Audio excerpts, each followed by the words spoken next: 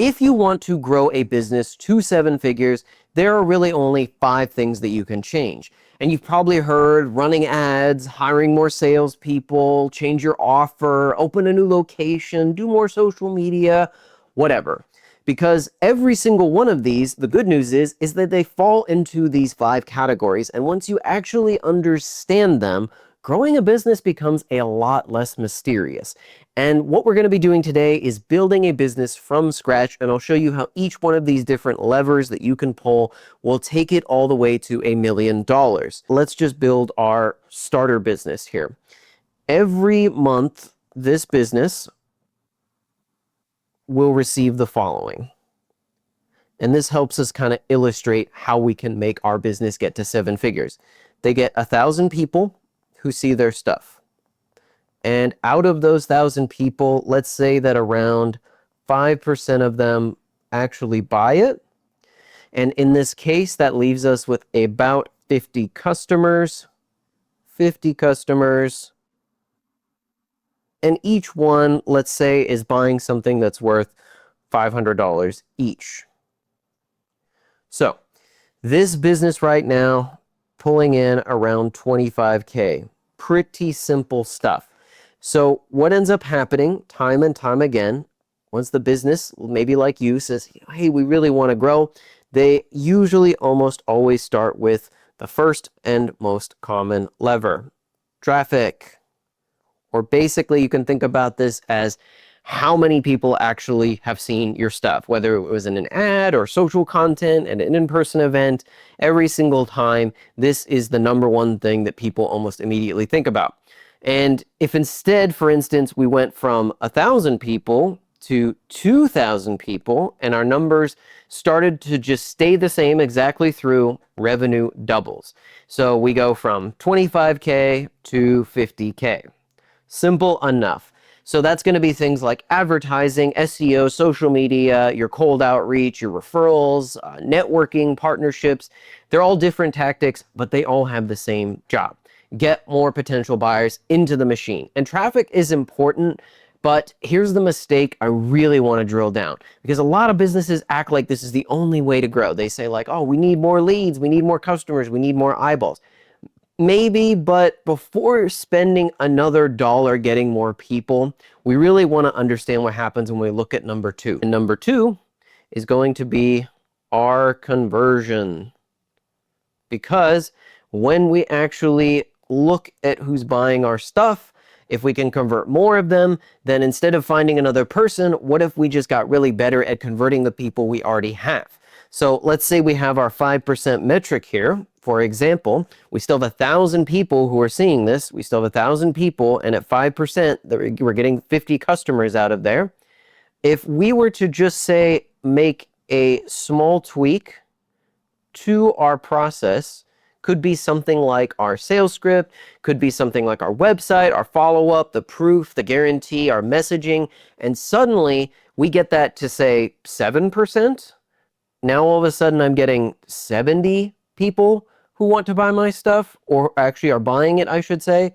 That's even better because we have the same traffic. We still have 1K people going into this, and even at that 7% out of 70, anything that makes it more likely from somebody to go from maybe to yes is working in your favor when it comes to conversions. For conversions, everything follows downstream. So that is typically why I recommend conversions as the first starting point, but it might not be your ultimate destination. It might not even be your first thing you need to start with, and that's where we can move on to number 3. So now let's move on to number 3, which is our order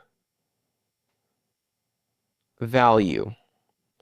Now, when it comes down to it, spending more from the existing customer base is a fantastic way to move the business forward, because I would rather be the person that makes the same amount of money yet fulfills half the amount of orders than be the person who has to fulfill double the amount of orders and still makes the same amount. Because if we can change how much each customer spends, let's say we're in that 500 bracket as previous, we can change how much they spend. Let's say we go from 500 to 650. Now, mind you, we're still closing the same amount of people. Maybe we raise our prices, we premium, we make their package more premium, we bundle more things together. Maybe it's an upsell that gets them to buy more things. Maybe instead of just selling one thing, we solve more of the customer's problem. So you have things like, again, your price could be your leverage point here. You could also have more bundles. You could have more of an upsell that you incorporate into your actual stack. It just could be more premium overall. But notice how when we go through this process, we didn't have to generate another lead. We didn't even have to improve conversions. We simply made more each one of the sales that we make more valuable. And this one I feel like routinely gets ignored constantly from businesses because they'll spend thousands trying to acquire another customer before even asking whether the customer already standing in front of them would happily spend more. And that leads us naturally into our fourth lever that we can pull here, which is going to be our frequency. Now, the best businesses in the world master this one. Long term, this is going to be your best friend. Because when you think about it, if you can get them to buy again, there is a massive amount of money that typically gets left behind in a business. Most businesses are obsessed with the first transaction. The customer buys, that's great and all, and then they never come back. They immediately go hunting for another stranger in the mix.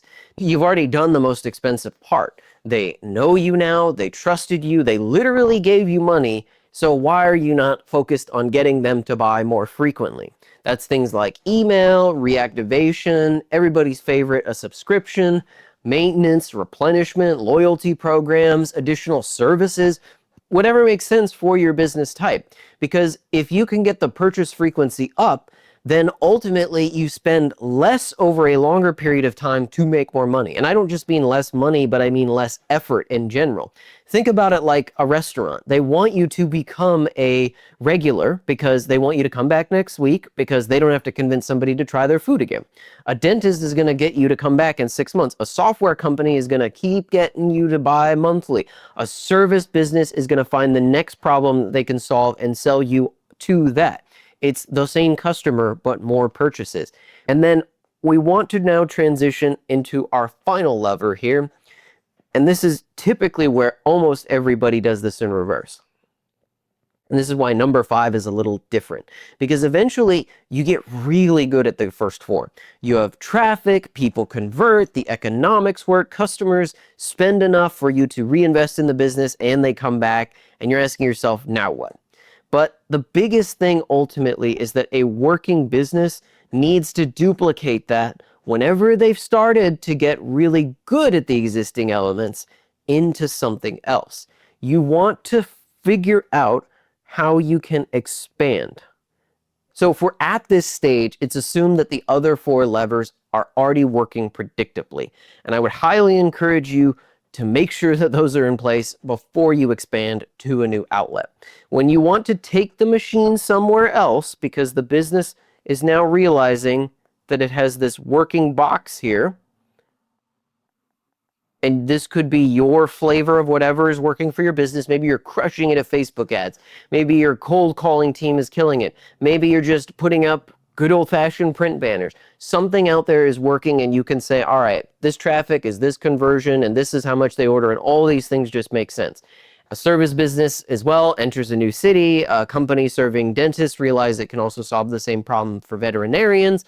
A local business starts to expand regionally. A product enters different retail locations, going from e-com. You're taking something that already works and you're finding more places for it to work. So again, this machine here, you're saying to yourself, all right, we have market 1.